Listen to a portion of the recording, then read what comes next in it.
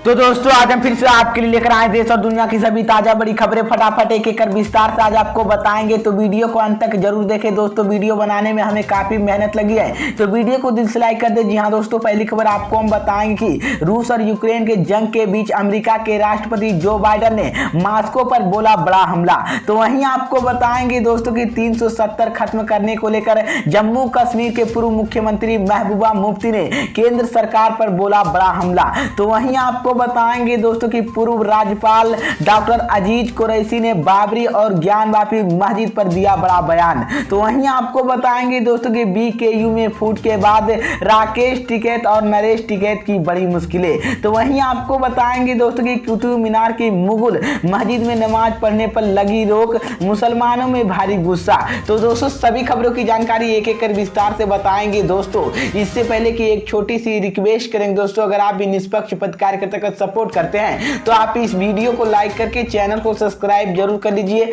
और साथ में बेल आइकन भी प्रेस कर लीजिए और वीडियो को ज्यादा से ज्यादा शेयर कीजिए। इसी बीच पर दोस्तों अगली खबर की और तो की मैं आपको बताएंगे कि रूस और यूक्रेन के जंग के बीच अमेरिका के राष्ट्रपति जो बाइडेन ने मॉस्को पर बोला बड़ा हमला। जी हां दोस्तों, आपको बता दें ये बड़ी खबर सामने निकल कर आई दोस्तों के क्वाड देशों के सम्मेलन में चारों देशों के समूह ने कई मुद्दे पर चर्चा की है। अमेरिका के राष्ट्रपति जो बाइडेन ने इसी सम्मेलन में रूस यूक्रेन युद्ध के गंभीरता की बात करते हुए कहा है कि पुतिन सिर्फ एक संस्कृति को खत्म करने की कोशिश कर रहे हैं, यहाँ एक वैश्विक मुद्दा है। इसी को लेकर मैं आपको बता दें कि जो बाइडेन ने अपने संबोधन की शुरुआत करते हुए कहा है कि आपसे व्यक्तिगत तौर पर दोबारा मिलकर बहुत अच्छा लग रहा है। उन्होंने रूस यूक्रेन युद्ध के मामले में गंभीरता के दर्शाते हुए कहा है कि रूस ने यूक्रेन के आज के नियत करने का रोकने के वैश्विक खास संकट और बढ़ सकता है। उन्होंने कहा कि जिस तरह से युद्ध जारी रखे हुए हैं ऐसे में जारी है कि हम एकजुट होकर खड़े रहें। मानवीय अधिकार की हमेशा रक्षा जानिए चाहिए। इसी को लेकर मैं आपको बता दूं वहीं पर अमेरिका के राष्ट्रपति जो बाइडेन ने यह भी कहा है कि झंडे पैसिफिक अमेरिका के एक मजबूत स्थिति और अस्थायी साझेदार होगा। हम हिंदी प्रशांत की शांति जब तक रूस युद्ध के जारी रखता है हम भागीदार बने रहेंगे और वैश्विक प्रतिक्रिया का नेतृत्व करेंगे। हम साझा मूल्य और हमारे पास मौजूद विजन के लिए हम एक साथ है। इसी क्षेत्र के शांतिपूर्ण और स्थित रखने की इस पर हमारी से निपटने और इसके बाद जलवायु संकट की कूद करने का हमारे पास बहुत काम है। इसी को लेकर जो बाइडेन ने ऑस्ट्रेलिया के नए प्रधानमंत्री एंथनी अल्बानीज़ की पर ड्यूटी लेते हुए मजाक में कहा कि आपने कल पीएम पद की शपथ ली है। इसी बीच तो ये बड़ी अपडेट आई दोस्तों।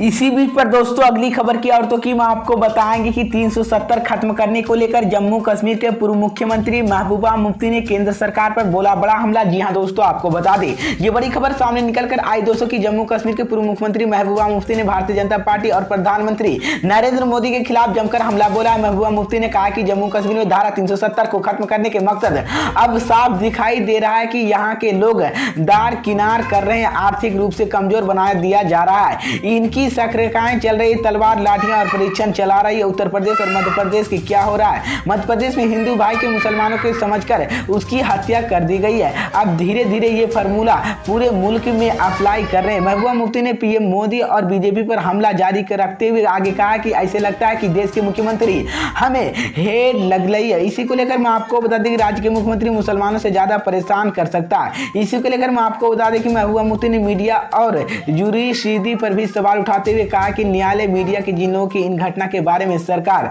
जवाब मांगना चाहिए। सरकार इन्हें टूल बैन बैठा देते। इसी को लेकर मैं आपको बता दूं महबूबा मुफ्ती ने हमला जारी रखते हुए बीजेपी से देश के Gujarat model, UP model, Assam model, AP model और यहाँ को लेकर आपसे इसी भी कहा है। इसी को लेकर मैं आपको बता दूं उन्होंने कहा है कि इस बात के लिए हेड मची हुई है कि हमारे राज्य में मुसलमानों को सबसे ज्यादा कौन परेशान कर सकता है, इसलिए मंदिर और मस्जिद के मुद्दे उठाए जा रहे हैं। महबूबा मुफ्ती ने आगे कहा कि मुसलमानों की प्रतिक्रिया के लिए उस्काया जा रहा है ताकि इन लोगों की गुजरात या यूपी के उस तरह से एक और प्रकरण के अंजाम देने का मौका मिले। इसी बीच तो ये बड़ी अपडेट आई दोस्तों।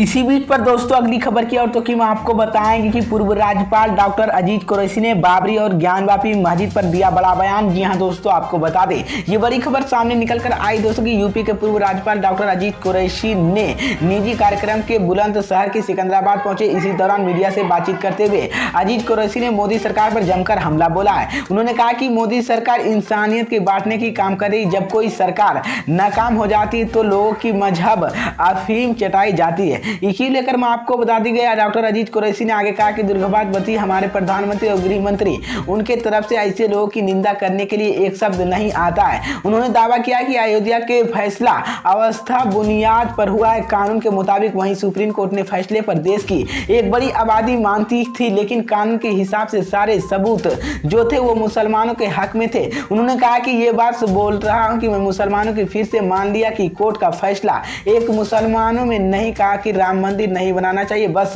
बात यह भी है कि राम मंदिर बने, लेकिन जो बाबरी मस्जिद थी उसका ढांचा जो था वो महफूज रहे और आगे मंदिर बना लेते हैं। इसी को लेकर मैं आपको बता दूं, उन्होंने कहा कि नमाज तो पहले ही बंद करवा दी गई है, लेकिन बाकी निशानी तौर पर वो बिल्डिंग रहते तो मंदिर बना लेते। दूसरी तरफ ज्ञान वापी के मुद्दे पूर्व राज्यपाल ने कहा कि अभी कोर्ट का फैसला आना बाकी है, जो भी फैसला आएगा उसे मानना पड़ेगा। उन्होंने आगे कहा कि मामला जैसे पेश किया जा रहा है ऐसा ही नहीं है। इसी बीच तो ये बड़ी अपडेट आई दोस्तों।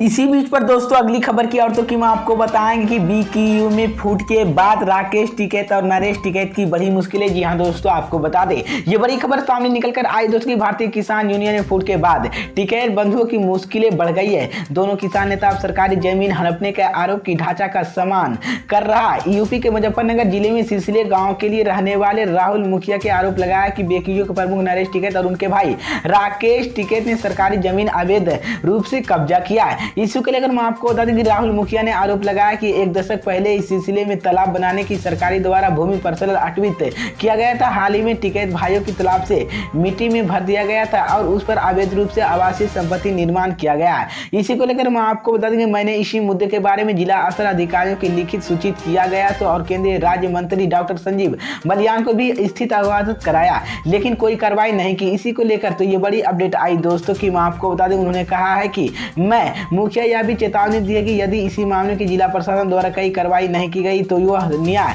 गुनाहगार लाने के लिए प्रधानमंत्री नरेंद्र मोदी और मुख्यमंत्री योगी आदित्यनाथ के आसपास जाएंगे। इसी बीच नरेश टिकैत ने कहा है कि आरोप निर्धर और वह किसी भी जांच के लिए तैयार है। उन्होंने कहा कि मुझे नहीं पता था कि ये लोग हम पर आरोप क्यों लगा रहे हैं। हमने किसी सरकारी जमीन पर कब्जा नहीं किया है।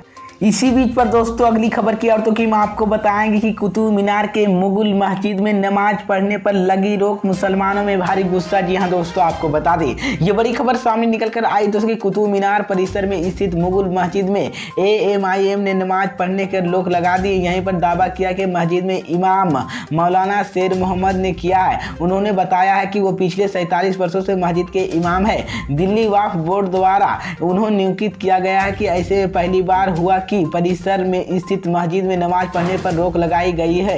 मस्जिद में नमाज पर रोक की पुष्टि एएआईएस के सूत्रों ने भी की है। इसी आपको बता दें कि इमाम मौलाना ने शेर मोहम्मद ने कहा कि कुतुब मीनार परिसर के लिए घूमने आने वाले पर्यटक के लोगों की बाहरी लोगों की नियमित तौर पर नमाज पढ़ने के लिए आते थे, लेकिन 13 मई से नमाज पढ़ने में सना कर दिया गया था, जिसके बाद हम भी वहां पर नमाज पढ़ने के लिए नहीं गए हैं। उन्होंने बताया कि भारतीय परिवर्तन संरक्षण से एआईएस ने नमाज के संबंधित की लिखित अनुमति मांगी, जिसी को लेकर हमने वक्फ बोर्ड पत्र लिखकर सूचित किया। जल्द ही इस बारे में केंद्रीय अल्पसंख्यक मंत्री से भी मुलाकात करेंगे ताकि मस्जिद में नमाज की अनुमति मिल सके।